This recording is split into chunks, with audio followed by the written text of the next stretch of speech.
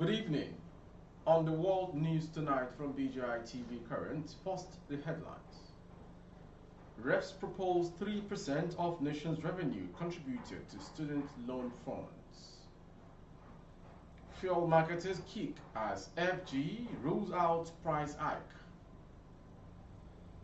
Nothing worse than Buhari's terrible economic policies. Aviation union shelves planned strike as Ncaa intervene.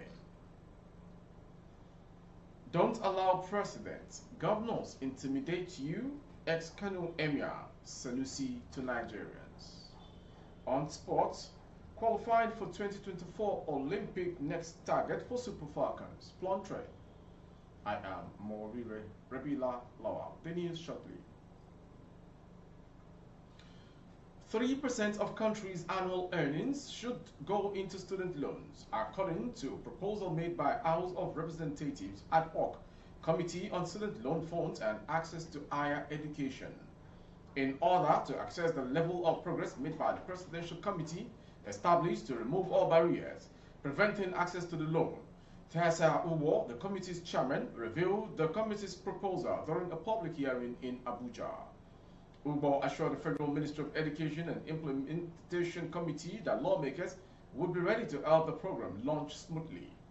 It seems to us from the perspective that 1% of the federal government revenue, as stated in the Act, would not be enough to cover student loan for a year, given the hundreds of thousands of students that we are getting admission every year and those who are currently in school, who may wish to also apply for a loan to cover for other years of their schooling. Now we are hearing that states or local governments may and may not permit that deduction. So I think there may be a constitutional amendment before that 1% may be drawn. So if that is not done, the federal government can only draw from its own share of revenue, which means state universities may be excluded if the state government did not agree to participate in funding the student loan from their allocation from the federal government, he said. President Bola Ahmed Tinubu in June 2023 signed into law a bill that provides interest-free education loans for Nigerians willing to acquire tertiary education. The bill was introduced in 2016 by Femi Gbadabiamila, the immediate past Speaker of the House of Representatives, was reintroduced in 2019 and received more attention from the National Assembly in November 2022. It was barely a month after the end of an 8-month-long industrial action by the nation's University Workers Union, who had protested poor working conditions, among other demands.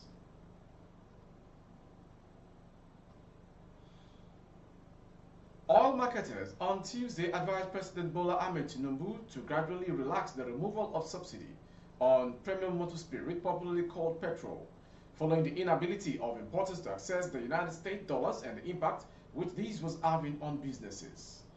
This came as Tinubu ruled out fuel price hike and reversal of fuel subsidy. However, marketers of petroleum products encouraged the president to learn from Kenya, stressing that the African country had to return subsidy on petrol to curb the devastating impact which its removal had on Kenyans. He added government is about the people and it must have a listening ear. For Nigeria, how can we be an oil-producing nation with 4 refineries and all of them are down? We now depend on import. Marketers are not willing to import products again. So if the government is going to relax the removal of fuel subsidy for a while, it should better to do that as a matter of urgency. Shuaibu argued that despite the fact that Nigerian National Petroleum Company Limited announced earlier on Tuesday that it had no intention of increasing petrol price, the cost of the commodity would rise above its current 670 naira per litre in weeks if the exchange rate continues to increase. Some dealers had said subsidy on petrol would gradually creep in, should the NNPCL continue to sell at 670 naira per litre, particularly if the rise in forex rate persists. The National Public Relations Officer, Independent Petroleum Marketers Association of Nigeria, Chief Chinedu Ukadike, said outright removal of subsidy would cause severe hardship.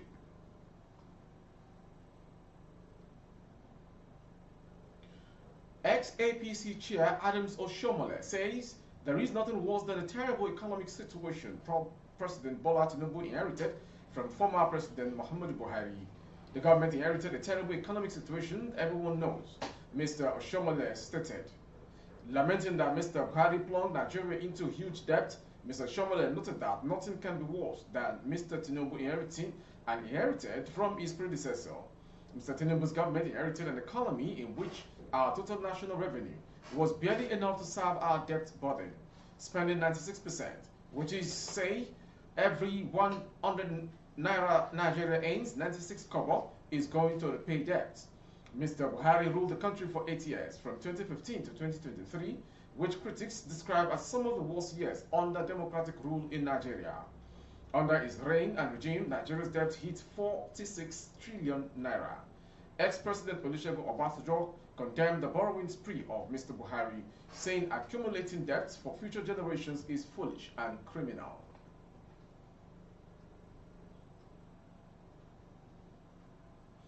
Aviation workers under the umbrella of the National Union of Air Transport Employees, Ncaa, are suspending its planned strike to embark on by August 16.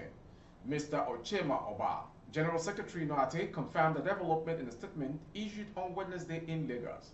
Information report that Ncaa had in a circular issued on August 15 said aviation security workers would embark on an indefinite nationwide strike over poor wages.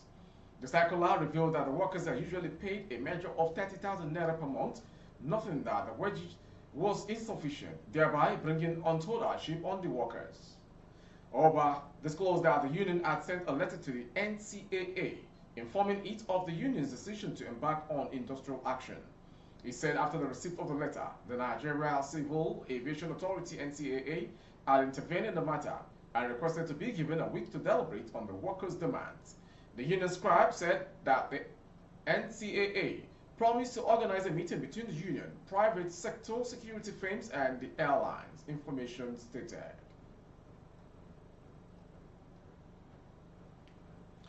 Former Emir of Kano, Khalifa Muhammadu Sanusi II, has said Nigerians should not allow themselves to be intimidated by president or state governors. Sanusi, who is the head of the Tijaniya sect, said Nigerians are not subordinate human beings because they opt to ignore politics. In a statement he issued, the former central bank governor and said Nigerians would have a country to call of their own if they fail to break away from the shackles of political leaders. According to Sanusi, we cannot be intimidated by somebody because you are a president or you are a governor, and we cannot tell you that you are wrong. We have chosen different paths. If I had gone into politics, at least given the people that have access to be president in Nigeria, I could have become president or I could be governor. That I choose not to go into politics does not mean I'm a subordinate human being. This is what we all have to learn as Nigerians. We take too much rubbish and we are all too afraid in our comfort zones. By the time these guys might have finished with us, our children will not have anywhere to call a nation. The only way to retrieve our nation and give our children the better future they deserve is, if you are not into politics, you must hold those in politics to account. It is not a comfortable situation in Nigeria to be when people are incompetent and they don't like you. You wear their dislike as a badge of honor. You can be comfortable and feel free to or in a distortional environment.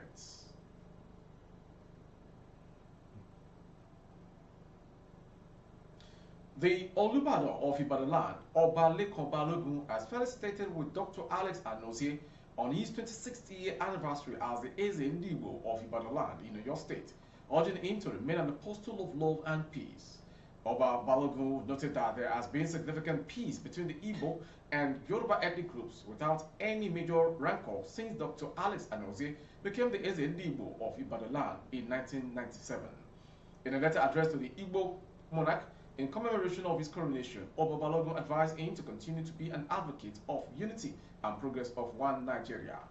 Oba Balogun said, I bring your royal greetings from the palace as I felicitate you and the Igbo community, both in Ibadan and the entire Oyo State on your recent 26th year anniversary as Eze Ndigbo, providing God-fearing leadership to your people. As you march forward, I implore you to remain your good self as an apostle of love and peace, an advocate of unity and progress of one Nigeria. And it is my prayer that the Almighty God will grant you long life in good health to continue to lead your people as you have been doing and make more contributions to humanity through God-winning and giving knowledge.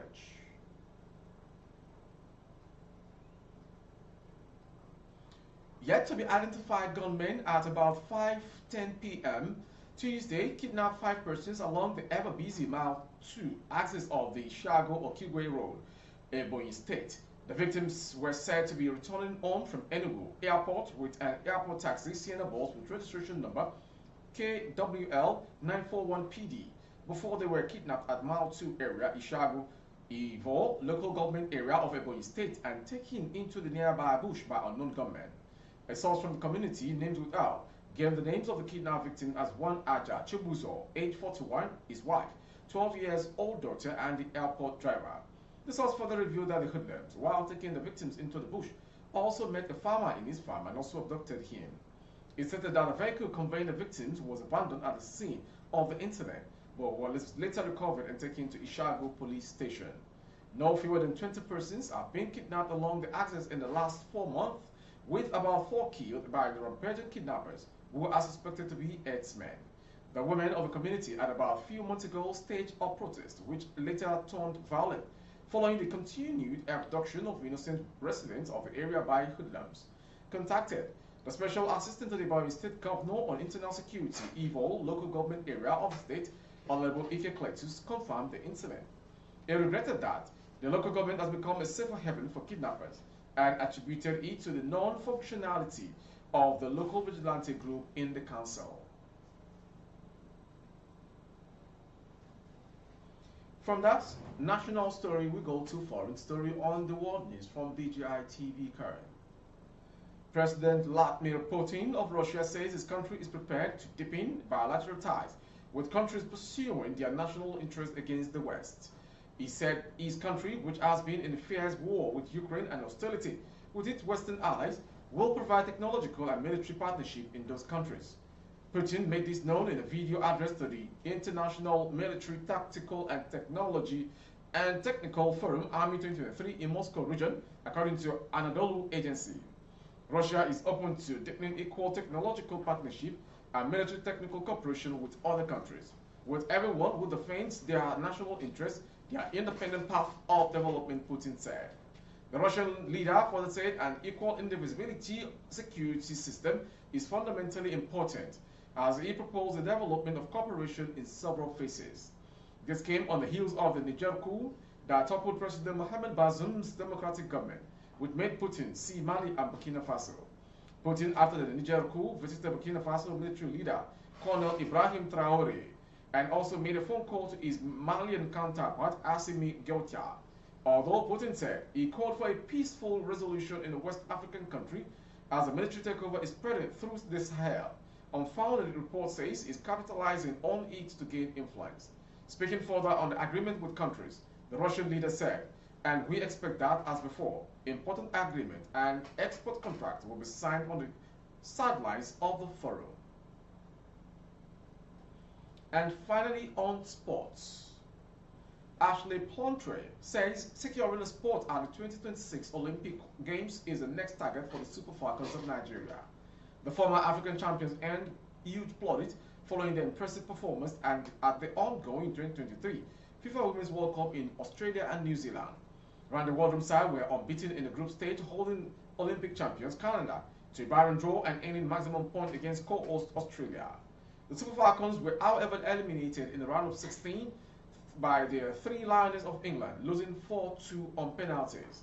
The West Africans will take on Ethiopia in October in the first round of qualifiers for the Paris 2024 Olympic Games. This is now the benchmark for us. The expectation is that we compete with these teams all the time. Hopefully, we have proven that, Plumtree said. The Super Falcons have failed to qualify for the last 3 editions of the Olympics. With our sports story, we've come to the end of today's world news from BGI TV Current. Before we go, some headlines. Reps propose 3% of nation's revenue contributed to student loan funds. Fuel marketers kick as FG rules out price hike. Nothing worse than Buhari's terrible economic policies, says Oshiomhole. Aviation union shells planned strike as Ncaa intervene. And on sport, qualifying for 2024 Olympics, next target for Super Falcons. For more updates of our broadcast on YouTube, our handle is BGI TV Current. Kindly subscribe and click On the notification bell, select option all to access all of our broadcasts. On Facebook, Bagede Imo with Alawi Adebayo. Please like and follow the page. For advert placement difficulty services, coverage of events and function, please dial the phone number streaming on your screen for advert placements only. Thank you for watching. I am Morire Rebila Lawal. Good evening.